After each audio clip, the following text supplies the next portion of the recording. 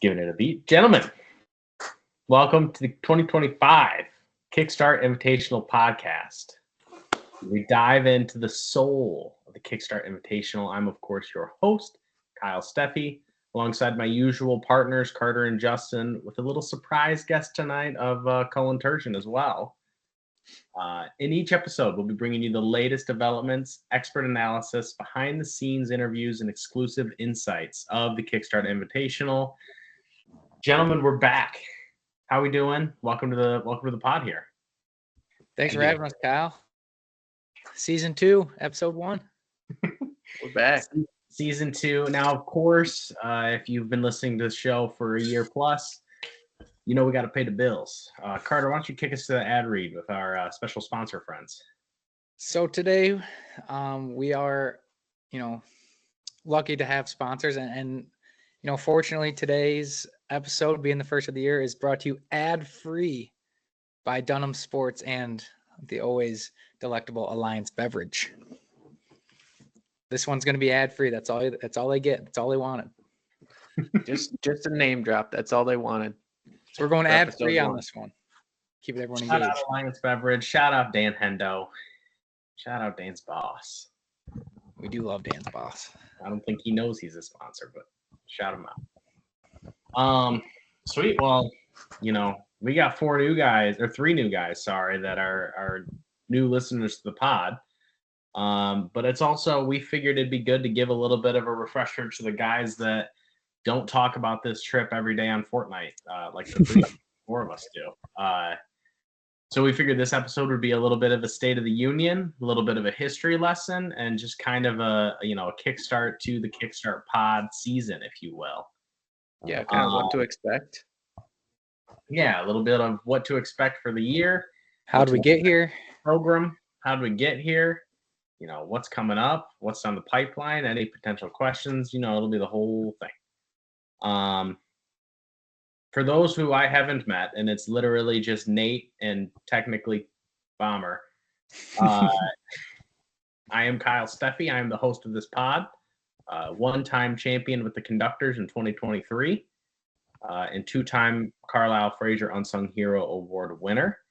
I've been named the Chief Social Strategist Officer.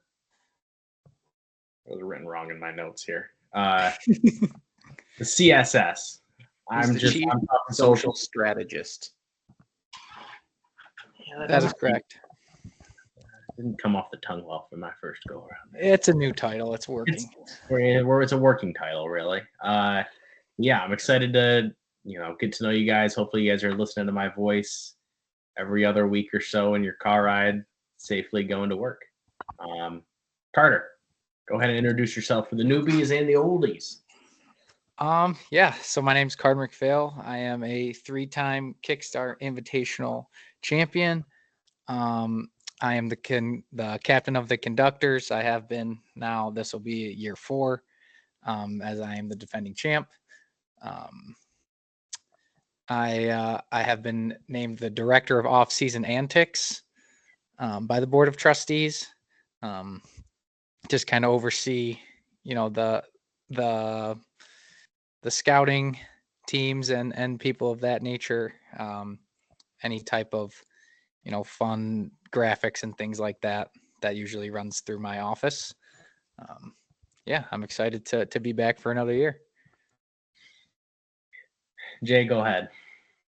I'm Justin McPhail. They call me the Chief Golf Officer here. I'm pretty much in charge of setting up the games, setting up the courses, helping decide which courses are in, which ones are out, the order of play, and then putting together all the stuff for the actual competition part. So the Golf Genius stuff, running this like an actual tournament, and hopefully playing some good golf along the way. I'm a 3-time defending champion, I guess, as part of the Conductors franchise, all 3 times, and 1-time MVP. And it's in your title, Cullen, but the 2024 MVP for some doesn't need an introduction, but go ahead and give us your best. Yes, sir. My name's Cullen Turgeon. I am the 2024 one-time MVP. I'm a one-time champion with the conductors. Um, and have been named the director of corporate responsibility and culture, representing the corporate folk of the Kickstart and those who have families. For those of you in your car listening and confused as fuck as to why that's his title, me, Carter, and Justin, none of us have children. Only one of us has a wife. So we'll sit on Fortnite and talk for a long time about this trip, and we just get so ahead of ourselves. And Cullen has been named the director of corporate responsibility and culture because we need a heat check. We needed somebody to be like, no, well, guys have kids. Yeah, no taxation without representation up in here. Right. We got to represent all groups. Yeah, and I'll just jump in. For those of you that don't know, you're looking at the 4 Board of Trustees. We are the 4 that make the decisions, even though sometimes we put it up to you guys as a vote. More often than not, we do not care what you guys want.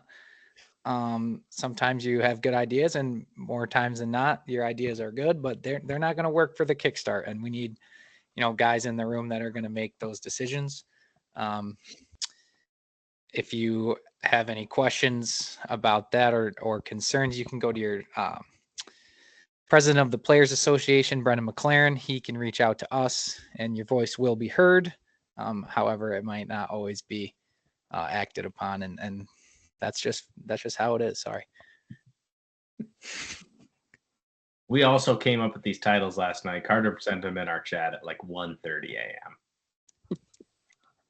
We need titles. This is a real event. It's evolving in such a way, as we'll get into.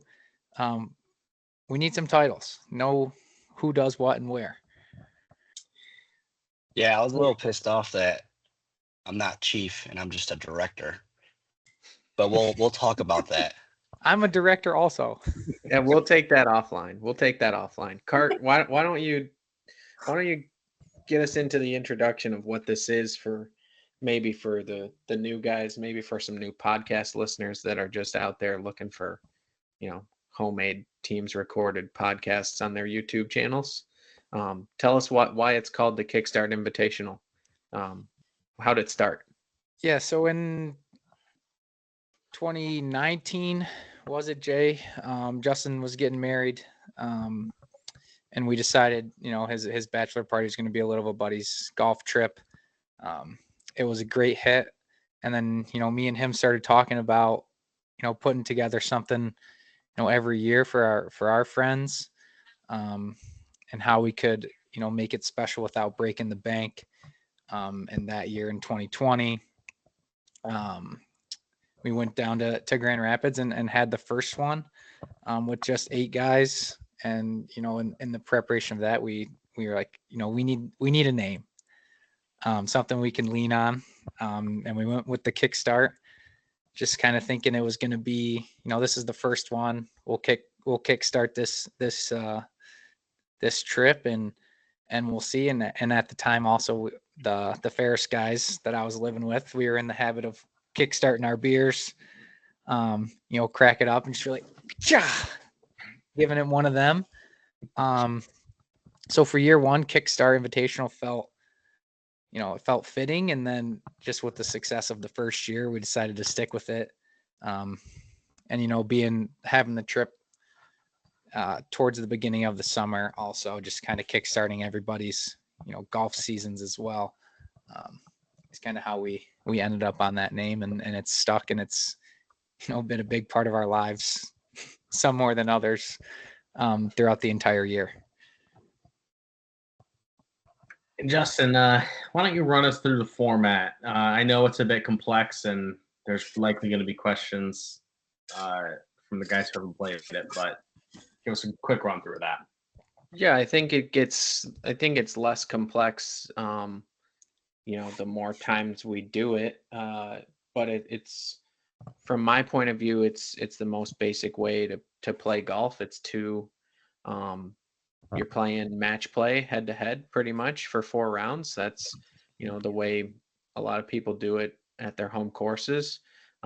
But basically to break down the whole thing, it starts out this year, it'll be 2 teams at 8, 16 total players. We're going to draft the teams on the first night that we're at the Airbnb, and then we'll match them up. And for 3 rounds, we're going to play best ball match play. So with a partner from your team, you're going to play, your own ball and count the best score, and whichever team has the best score on the hole is going to win the hole, and hopefully earn each match is going to be worth 1 point.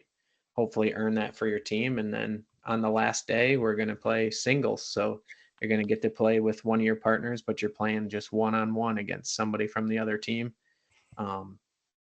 There is this year going to be a few more points available, so it's going to be out of 20 this time around.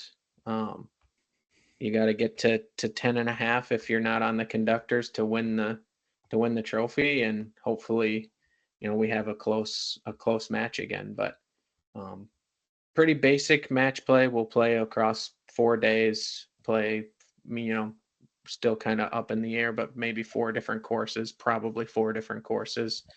And then we're going to vote on a couple fun things at the end, like MVP, the Carlisle Fraser Unsung Hero Award. Maybe we'll get into those later on, and then we'll have a most improved for the guys that were here in the past, a rookie of the year, and hang out in the parking lot at the end before we head home. I know we've made a couple mentions of it. Before we kind of move on, Cullen, can you explain for the folks listening what the Carlisle Fraser Unsung Hero Award is? Because the MVP sounds pretty self-explanatory. Low net's pretty self-explanatory. For those who don't know, what is it? Well, Unsung Hero partially is self-explanatory, but the Carlisle Fraser is a tradition at the Kickstart. The author and artist of the Rattling Bog, we named it, is a tradition that we do every year at the Kickstart. We've been known to do it more than once on the same night in multiple nights. And it gets the juices flowing, and it represents the off-course, valuable off-course camaraderie stuff. So that's what it represents. It's sort of the off-course MVP, the guy that maybe he didn't earn the most points for their team, but he was super valuable, to his team, doing stuff away from being on the course. So I think Kyle's, obviously he's a 2-time winner, but he embodies it fully. So that man Carlisle Fraser's a goat. So a little bit of a history lesson. We'll just kind of take a sprinkle into it. We are gonna, kind of go through full podcasts of this as we go. I mean, if we're gonna do a pod every other week, or even every week, or every 3 weeks, I don't know. We got a long way till May. But brief, history lesson. Carter, run us through year 1. What happened and who came out on top? Yeah, so year 1, 2022, like we said, there was only eight guys there. Cullen and myself were named the captains. I was the captain of, obviously, the conductors. Cullen captained the team PC3, Preston, Cullen, Cody, and Chase. Pretty good match top to bottom, was relatively close. The conductors came out on top 6-4. Who was on your team, Carter? My team was me, Brendan McLaren, Justin McPhail, and Michael Bomarito. Michael has since been a ghost of the Kickstart, unable to make it back yet. Hopefully we see him soon. But yeah, we'll just go through it. I was named the MVP and low net in year 1. Obviously, we didn't have Rookie of the Year, Carlisle Fraser Unsung Hero Awards, or Most Improved yet. That would come later. But Yeah, the first year we had, a smaller Airbnb. We weren't necessarily sure about, how everything would work with food and getting to the course and things like that. That first year was just kind of a learning experience. Let's, get 8 guys in Grand Rapids and see how it works. And then as I believe it's Kyle is going to talk about year 2, the expansion to 12 and kind of how all that shook out. So take it away, Kyle. Yeah, the expansion was nuts. It was my first year, of course. Fetty joined, Esser joined. Who was and Tricky. Tricky joined us on Monday morning. It was described to me that year 1 was like well put together and like a sweet thing. So like I come into it. Draft night was sick. Everything was well planned out. The times to leave around the door. I'm like, holy shit, this is an event. And then, Cullen, and I remember you 3 talking with like Cody and Chase, like, holy shit, we upgraded big time. Yeah. So year 2, from my understanding, was like, all right, the crew's dialed here. Things got a little more serious, for sure. Competition wise, organization wise. We started talking a lot sooner than the year prior. Yeah. So it was a match of the conductors because, of course, they won the year before against Preston Beard, the captain of the Net Eagles. Kyle, before you go any farther, can you describe? So you say that the conductors. Can you explain how that's, how the conductors get formed year over year? Yeah. So essentially, the winning captain from the previous year, which to this point has been Carter every year. Yeah, that's my big dumb ass. They are then the next captain. The next year, they get first overall pick every year. It's the only. So the players don't stay on the team. Yes. The next team doesn't just get a new captain and a new team name, right? Yes. We're the only league in professional and amateur sports that the champion team gets the first overall pick in the draft. Don't get mad at me. Play better. You created the laws. Play better. All right. Sorry to sidetrack. Carry on. So yeah, Carter's captain year over year if he wins. If opposing captain wins, they will be then the captain the following year. In year 2, it was Preston versus Carter, the Net Eagles. Conductors ended up winning 8-7. It was a pretty close match, I believe. The Net Eagles were up most of the week until singles matches, really. It was a well fought effort. Preston was a great captain. Justin McPhail ended with MVP and low net. I won the Carlisle Fraser Unsung Hero Award. And the Bat Blue Rookie of the Year was actually a split vote before we ended up. Actually, we had 2 coolers this year, so we just let the split vote happen. But it was Tricky and Esser. Them boys balled out. And it was a blast, and immediately it got me addicted to everything Kickstart all the time. Yeah, so I'll just touch on it because we kind of glanced over it. There was fireworks on draft night in year 2. I traded essentially my entire team to get the first and then the second overall picks. Took Brendan McLaren and then traded my, 3rd, 4th, and 5th round picks to Preston for the second overall pick, and took Justin, in which then Preston got to essentially build out his entire roster. And then I got, essentially what was left, in a way, but, still came out with, great teammates, as we've said a million times last season in the podcast. There's no bad picks in the Kickstart. You want everybody on your team. This is true. And it was a monumental trade. We almost saw a similar trade happen the following year. Justin, run us through a little recap of last year. Yeah, so year 3, the first time that we didn't immediately do an expansion after the year uh, previous. As we know, Carter returned as the captain of the conductors.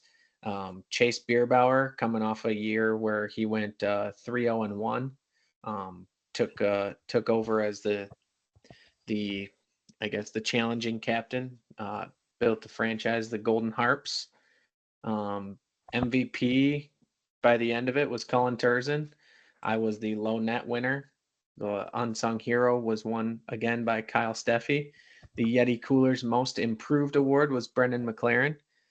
Shot 31 strokes better than his previous year. And the Labatt Blue Rookie of the Year was Parker Mitchell. The conductors ended up winning that one 9-6 in leading going into singles, and then kind of as we made the turn, the Golden Harps were up in, I want to say, 5 of the 6 matches, looking like they were going to come back and win by 1.5 points. But the conductors fought back on that last 9 holes and were able to flip it.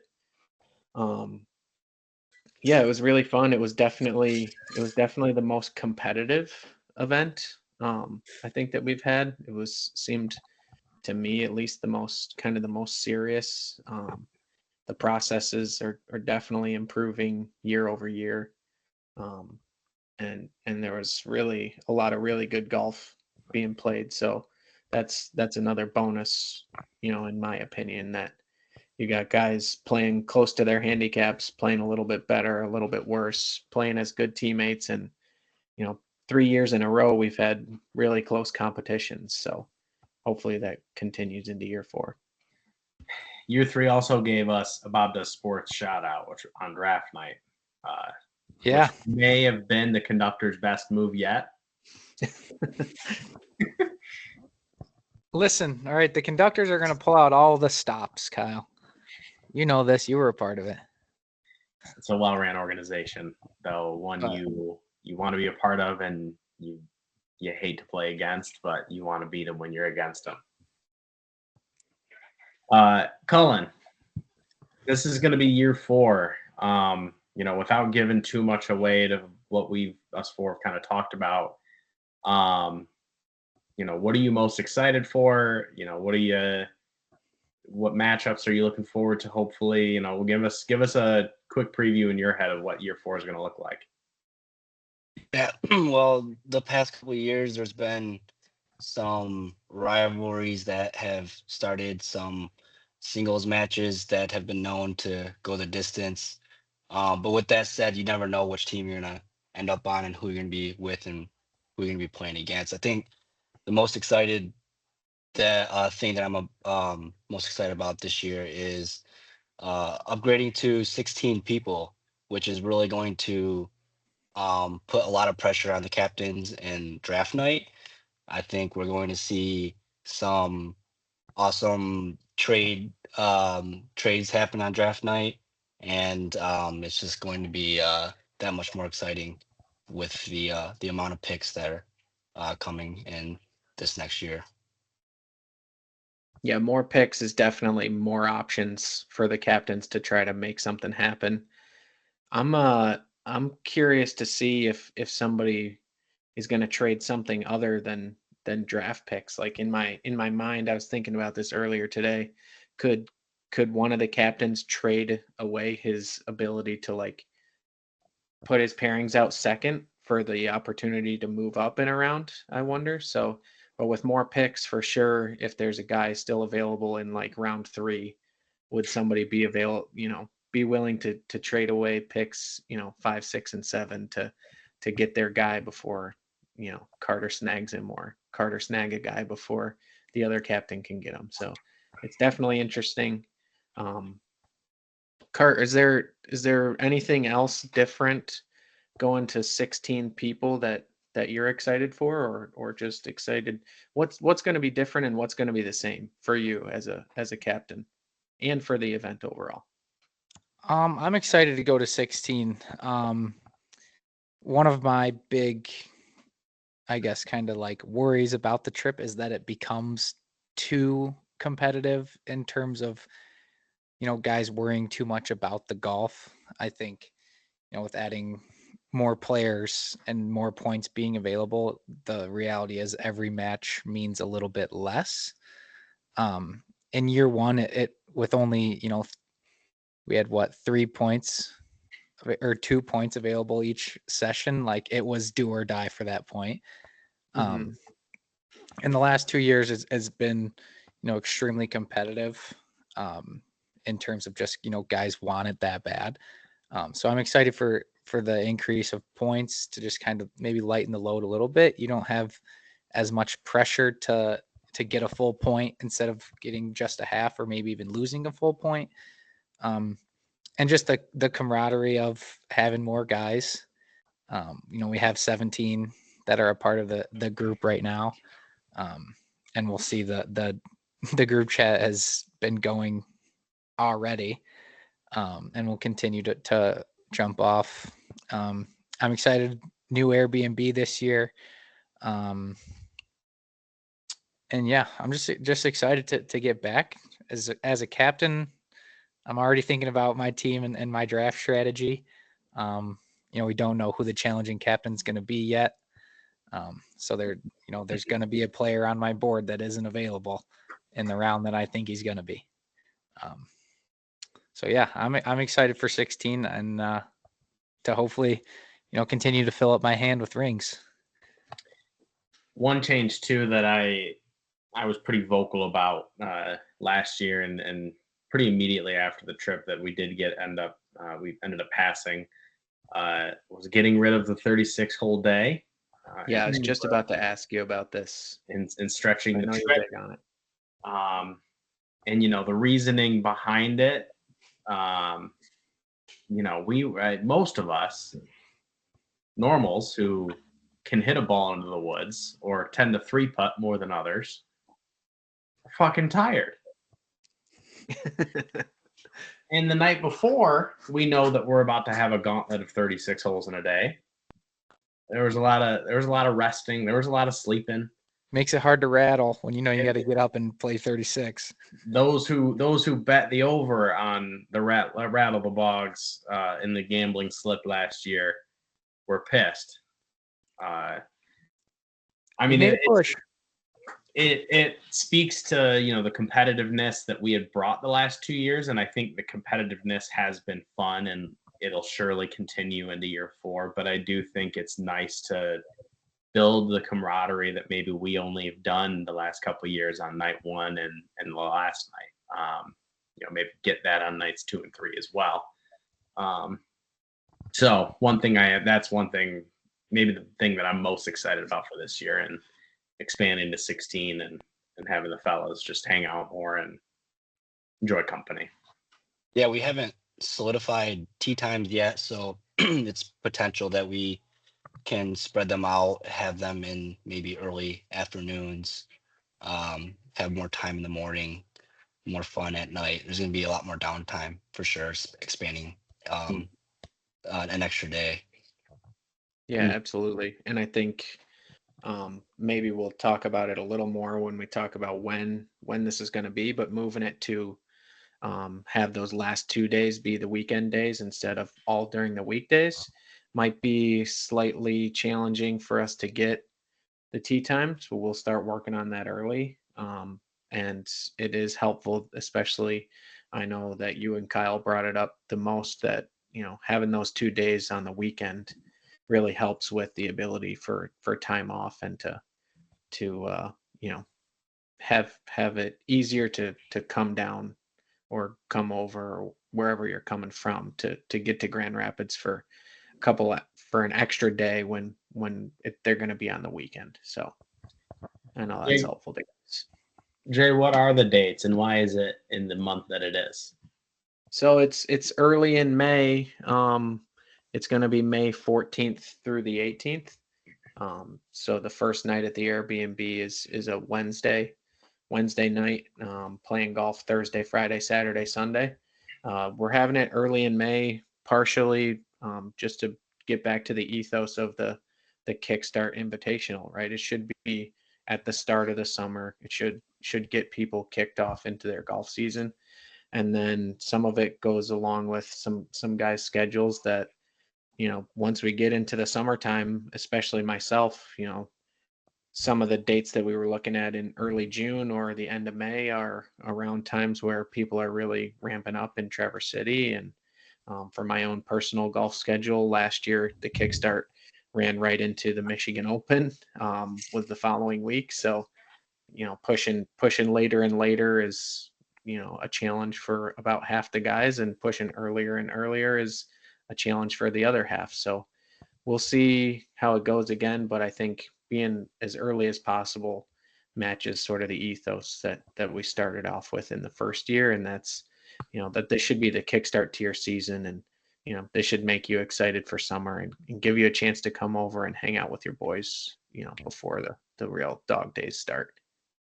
Yeah, and so also the practice round will be the day of the 14th. I know Justin said the first night of the Airbnb is that Wednesday the 14th. Yeah. I know some of the guys will be down there early to do the practice round. Not a requirement at all. The draft is semi-required. I did have a hypothetical question, Carter. If for whatever reason I had like a softball game or something, should I go to the draft or should I go to the softball thing? We've had situations like this in the past. Similar. Some things are, guys can understand, the whole I live in Tennessee, I'm moving to Michigan. Like, yeah, okay, that's a pretty long drive to get there by draft night. We'll see you at the mines on, night on day one. That's acceptable, pulling up to the course with your car still packed full of all of your belongings and you got to dig your golf clubs out. You can miss the draft for that. Regular season beer league softball double header. What are we talking about?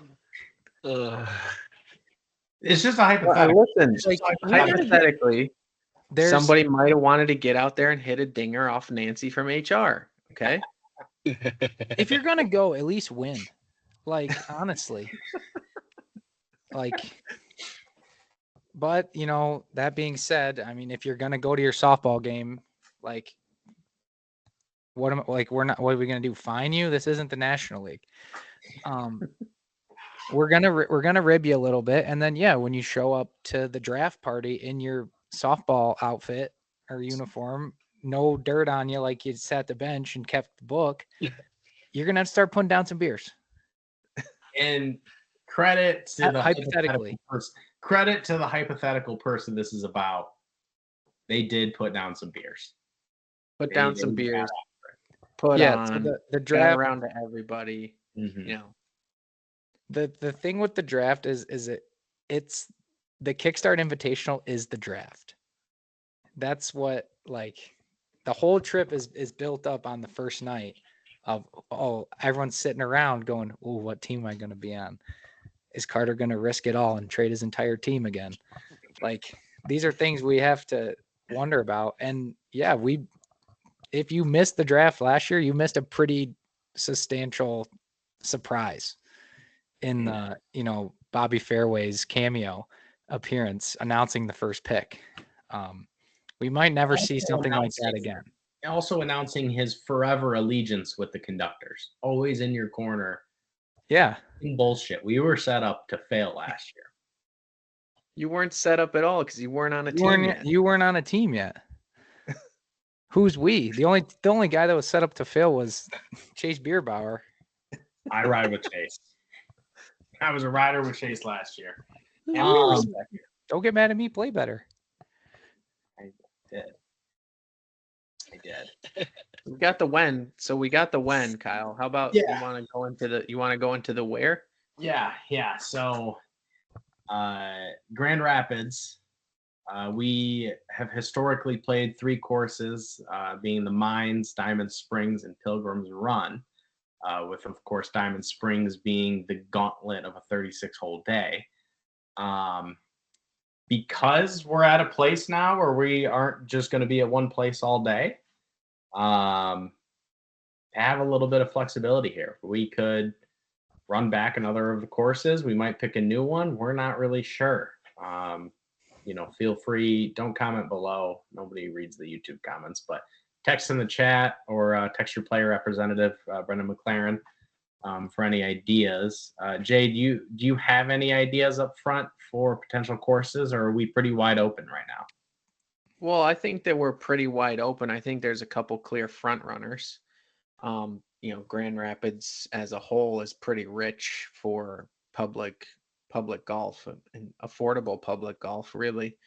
Thornapple Point's been thrown out there. That's where the practice round was last year. That's sort of, your beta test for guys to come and check it out. Scouting trip.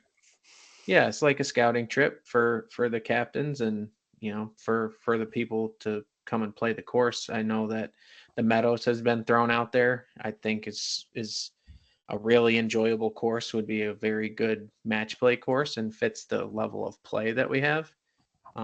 There's a couple more, Quail Ridge in Ada, which is close to the old Airbnb and close to Thornapple Point, has been tossed out there.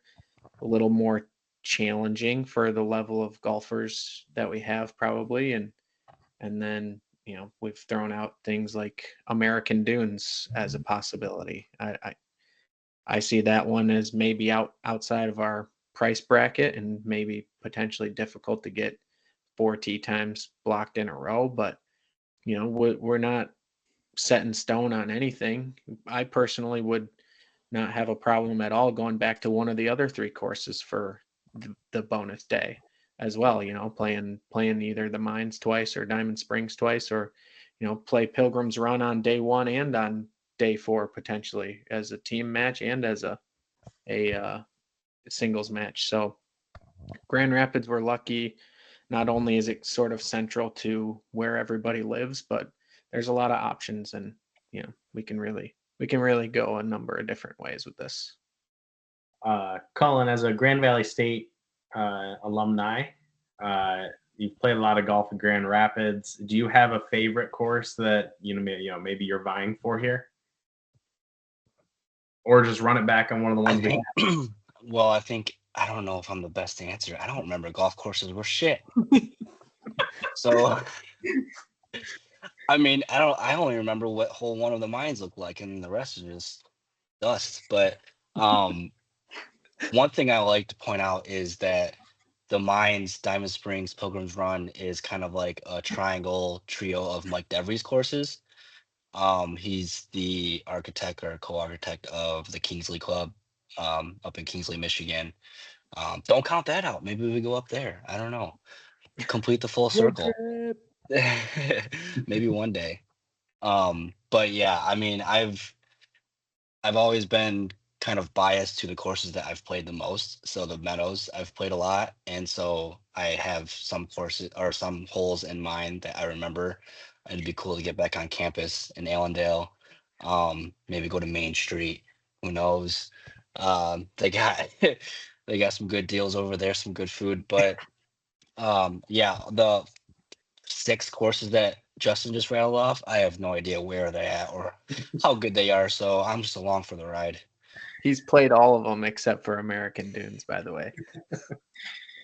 He was the only one I could ask that question to. Mm-hmm. Colin has put on record for his player profiles, one of his attributes as a player and as a teammate is he doesn't remember the last hole. Yeah, like it's a positive thing. He cannot be bothered by the previous hole because he physically doesn't remember it. He's on the green and he goes, "I got a 4." He doesn't remember how he got there. Yeah, as soon as that comes out, it's over. It's on to the next shot. Once his ball hits the hole, it's like hitting the reset button. It is short memory. Ash Tricky. Was that a par 5? Was that a par 3? Don't care. Doesn't matter. On to the next level. I'm in the cart. I get to the tee box. I look for the flag. Go. He's MVP because of it.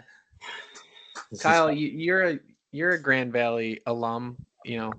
Having extra time in your schedule, does that give you a little bit of a tingle to go and explore the city a little bit more? You say me? Yeah. Oh, in what sense? maybe go out, get active downtown. We're gonna be in Grand Rapids on a weekend, hopefully a little bit warmer weather, kind of start of summer. Is that a possibility for you? I Something mean, you'd consider? I've been pretty vocal with our former sponsor founders that I would like to move Yeah. on. Check out something else in downtown Grand Rapids. Ton of fine establishments. New Holland is the forefront of my mind for sure. That being said, I would love to see Carter and McLaren get it down at the back 40. We might be on the registered list after we go to the back 40 because there's just a bunch of 18-year-old girls there. That might be that could be I true. think me and You Mac could have been end to up back on a 40 list. before. What did you say, Yeah. Carter? I think me and Mac have been to back 40. We went out in GR one night when we were at Ferris. And I regained consciousness on the D floor at the Bob. Pint vodka Red Bull. And I just set it down and said, I have to leave. Walked out the front door, called Kyle. Took the Like, Shoelace "Kyle, Express. I'm done. Where are you? He's like, I'm not even at school. I'm like, all right, I'm walking back to Mac's parents. 4-mile walk. Sure. I'll make it happen. All right. Slept in the car. Kid made it. Kyle, I can live in you Telltale. let's move on. Can Yeah. you start to build us a family tree of, we've name dropped quite a few people in here. How did we get these 17 guys on this trip? Because I think for the most part, everybody knows one or two of them, and then, we're all pretty interconnected. Yeah. Can you guys see my screen all right? Yeah. Yes, Kyle. Perfect. So, all right. Oh, that was That was It was that just- was I'm giggling was- at the corporate. Can you guys see my screen okay? yeah, no, All I was right. about to say as director of corporate responsibility culture, that checks a box, Kyle. Thank you. So everybody is a little bit interconnected here. Of course, the trip stems from the beginning of three people being Justin, Carter, and Cullen. The first name on the list here, Grand Valley State University. Cullen and Justin, I believe they were roommates with Bomber, if I'm not And mistaken. they were roommates. And then Justin and Carter, of course, are cousins with Chase Bierbauer. And then Carter played hockey at Ferris State University with Tricky Fetty and Brendan McLaren. Preston is Cullen's brother-in-law. Cullen also went to Lapeer East. Yeah, you can say that. That's Lapeer East and then Lapeer West. same, but different. Yeah. Oh, East Lapeer. with Esser and then West with Bomber. Is that accurate? Accurate. Mm-hmm. Yeah. And then Cullen, of course, used to live in Indiana and worked with, of course, Cody. Justin moved to TC, out of TC, and then back into CC. Became friends with Dan. Dan got invited to the trip. I also moved to Traverse City as well, which is how I connect with Dan. That long arrow there. And then, of course, Carter and I played Lake Fenton middle school basketball with Parker, Liam, and Joey. That's correct. I forgot I was hooping like that. Kind of. We went 21-0. We did. I shot 1,000%. And the last and certainly not least, in our newest edition, and hopefully we'll get this connection expanded beyond brother-in-law to friend, is of course Nate. It's ultimately just an interconnected world of people. I don't have an arrow connected to Fetty and McLaren, but I've played Fortnite with these guys for long before the Kickstart was going on.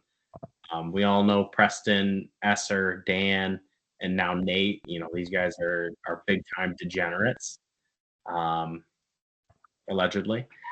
Degenerate sports gamblers, Gamblers. not degenerate Yeah, human let's beings. clarify Well, Yeah. good point. before that defamation That's suit on comes me. out. That's on me. That's an adjective I've only used in sports gambling as of late. Guys that are really tall, you're looking at Chase and Liam. These guys are over, 6'4" to 6'5". Hard to see the golf ball. It's a long way from the golf ball, but often it works out. So yeah, I mean, there's a lot of interconnectivity here. It's not really as much of a, this guy knows Cullen and that's it. It's not really this guy knows Justin and that's it. There is a bit of interconnectivity that I think makes the trip as special as it is, and why we're a little bit selective on who we bring on, because the camaraderie within the group is so important and precious to us. Yeah, I do want to add in there. We do want to shout out Jake Transit for joining the trip in such short notice. He was someone that was kind of expedited in with an injury to Michael Bomarito. We needed a guy late in the game. Called around, and finally found Tricky, and then brought Parker in last year to replace Connor Fedoruk due to injury. Parker was a guy we had talked about for potential expansion in the past. He, came on with short notice. And Nate has been a guy that's name has been thrown around in both of those situations as a potential alternate. So it only made sense to bring him on full time going forward. But yeah, for the most part, everyone that has been invited has been vetted pretty thoroughly. We think we have a great group. It's something that I really enjoy seeing, how connected everybody is, outside of the trip. I want to say Tricky and Parker have been talking about sports betting and basketball and things like that outside the trip. As soon as we, broke up our carpool on the way back, they were just seemed like they were lifelong friends as well. So it's been really cool to see how everyone connects and becomes friends even outside the trip. 100%. So as we come to close to the end here, I'm going to sprint through, the cost estimations. Nobody loves to talk about this. It is a reality. We'll send it in the group chat too. It's not. Yeah. This will be in writing. You don't have to record us here, even though it'll be on YouTube. We are bumping up to $550 this year. I don't remember what our exact total was. Ultimately, it was just to make sure, we're moving to the weekend on a couple rounds, so those prices do go up. The Airbnb for 16 is a hair more than it is for 12. And an extra night. The extra night is the biggest. Yeah. And also just, we're getting real close to paying out of pocket, if not out of pocket on a couple things. So it is one of those things that, we'd like to cover ourselves a little bit. And of course, if there's any leftover, that goes right back to you guys, whether it be in the form of food for the trip or just a straight Venmo. Ultimately, it is just, for the health of the trip. It's not a price gouging situation. The first payment will be due February 1st. It'll be $250. And that'll go to Carter. And again, we'll have all this in writing, so you guys don't worry about it. And then the remaining $300 will be due May 1st to Justin. Obviously, we'll poke you guys as time goes. Nobody's ever had an issue with this. I can't imagine it'll ever be an issue, but it's something we just got to cover. Of course, any questions or concerns, please direct them to Brendan McLaren, your Players Association rep. Couple quick things. State of the Union. Elephant in the room. There's 17 guys in the group chat. That's true. Justin, kind of walk me through the plan from here. Yeah. So right now, if it's I don't want to call it like a waiting list situation, because we obviously, or at least I hope we'll have plenty of time to make those sorts of decisions. But right now, with 16 players and the ability to kind of find places to stay and schedule things, us as a board of trustees, decision makers, we're not really interested in expanding beyond that, at least for right now, until everybody was able to seriously make a huge jump in the cost and the location. We're sort of at the max. So if next year comes around, we're going to have 17 guys invited again. It's going to be to the first 16 guys that can commit to the trip, unless, for some reason we all decide that we're going to a bigger and better place and some place that could accommodate a huge group of more people. But for now, it'll sort of be whichever the first 16 guys are that can commit to, whether that's paying a deposit or just, showing that they're going to have the time off, then those guys will be the ones to come on the trip. So, I highly doubt that going forward, maybe we've built such a strong trip that guys make it this big of a priority, but I highly doubt that we can match up 17 guys' schedules again. It's quite a Somebody's challenge messed up this here. year. Yeah, It's gonna be just- tough.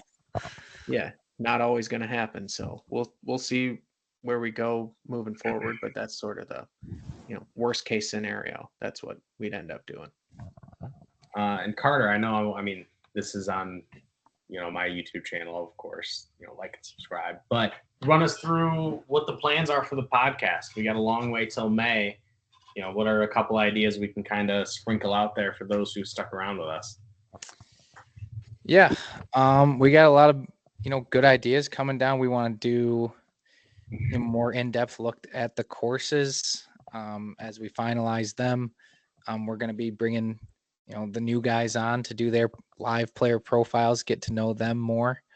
We're going to be talking about some potential rule changes. Potentially the new food order system, whatever you want to call it, of how we're going to be doing food during the day, and divvy up that responsibility. As the practice round ideas come around, there could be some potential theatrics in the practice round to make, the warm up for the Kickstart more exciting. But yeah, we got things in the works. We're going to talk to just about everybody. The hunt for the next captain is on. I know we sent the rules and regulations for captaincy not too long ago, so the hunt is on. We are narrowing it down, and as soon as we have, a commitment from a captain, a team name, and plans to move forward, we'll get that information out. It'll likely get announced on the podcast. Maybe we'll do a live taping of the podcast that week. I know I've had some people outside the group, when they heard we were recording, season 2, episode 1, asked me if there was going to be a live recording of this one. And they were disappointed to find out that was not true.